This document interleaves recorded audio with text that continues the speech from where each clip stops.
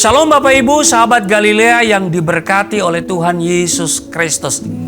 Saya mengajak saudara untuk membaca Kejadian pasal 1 ayat 26, 27 dan ayatnya yang ke-28. Berfirmanlah Allah, baiklah kita menjadikan manusia menurut gambar dan rupa kita, supaya mereka berkuasa atas ikan-ikan di laut dan burung-burung di udara, dan atas ternak dan atas seluruh bumi dan atas segala binatang melata yang merayap di bumi. Maka Allah menciptakan manusia itu menurut gambarnya, menurut gambar Allah diciptakannya dia, laki-laki dan perempuan diciptakannya mereka. Ayat 28, Allah memberkati mereka, lalu Allah berfirman kepada mereka, beranak cuculah dan bertambah banyak, penuhilah bumi dan taklukkanlah itu.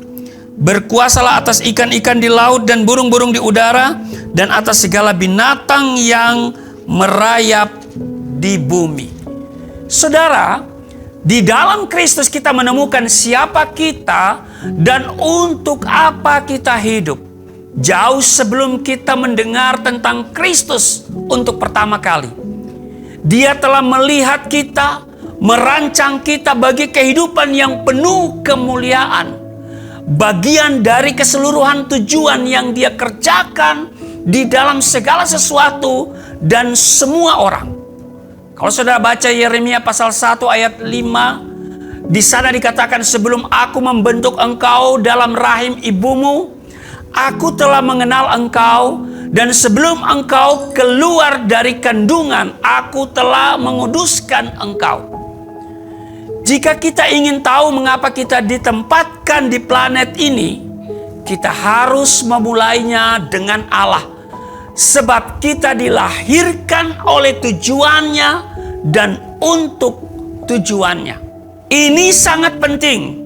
Karena itu dengan siapa dan bagaimana kita memulai hidup ini, itu sangat menentukan. Kita tidak bisa sampai pada tujuan hidup ini bila memulainya dengan berpusat pada diri kita sendiri. Kita harus mengawalinya dengan Allah sebagai pencipta kita. Kita ada hanya karena Allah menghendaki kita ada. Kita diciptakan oleh Allah dan untuk Allah.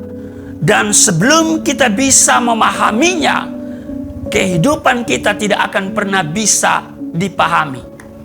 Hanya di dalam Allah kita menemukan asal-usul kita, identitas kita, makna dan tujuan hidup kita.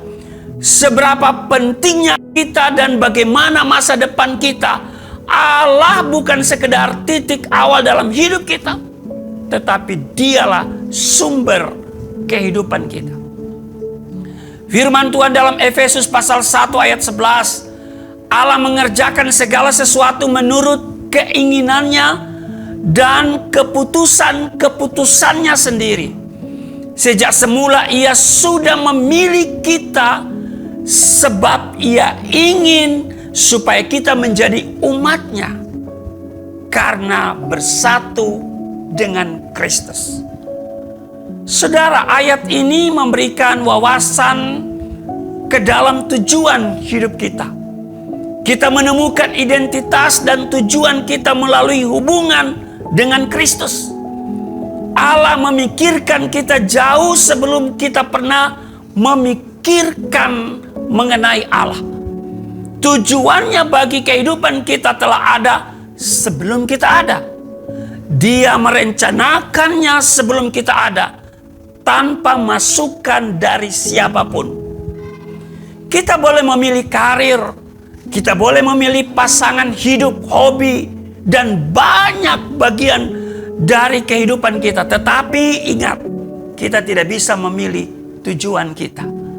Tujuan hidup kita sesuai dengan tujuan yang jauh lebih besar dan menyangkut alam semesta yang telah Allah rancang bagi kekekalan. Sahabat Galilea yang diberkati oleh Tuhan Yesus, ketahuilah, jauh sebelum kita ada dalam benak orang tua kita, kita sudah ada dalam pikirannya Allah. Dia memikirkan kita terlebih dahulu. Bukan karena nasib, bukan karena kesempatan, bukan karena keberuntungan, juga bukan karena kebetulan kita bernafas saat ini. Kita hidup karena Allah ingin menciptakan kita. Alkitab berkata, Tuhan akan menyelesaikannya bagiku. Tuhan akan menggenapi tujuannya bagiku. Atau engkau akan memenuhi janjimu kepadaku. Saudara bisa lihat itu di dalam Mazmur 138 pada ayat ke-8. Setiap kita adalah pribadi yang unik. Sebab Allah merancang setiap bagian tubuh kita. Dia dengan terencana memilih ras kita, warna kulit kita, rambut, dan setiap karakteristik lainnya. Dia merancang dan membuat tubuh kita seperti yang Dia inginkan. Dia juga yang menentukan talenta-talenta alami yang akan kita miliki dan keunikan dari kepribadian kita. Saya bisa lihat di dalam Mazmur 139 pada ayat 13 sampai dengan ayatnya yang ke-16. Sebab engkau yang membentuk buah pinggangku, menenun aku dalam kandungan, dan seterusnya. Mengapa demikian? Karena Allah membuat kita untuk suatu alasan.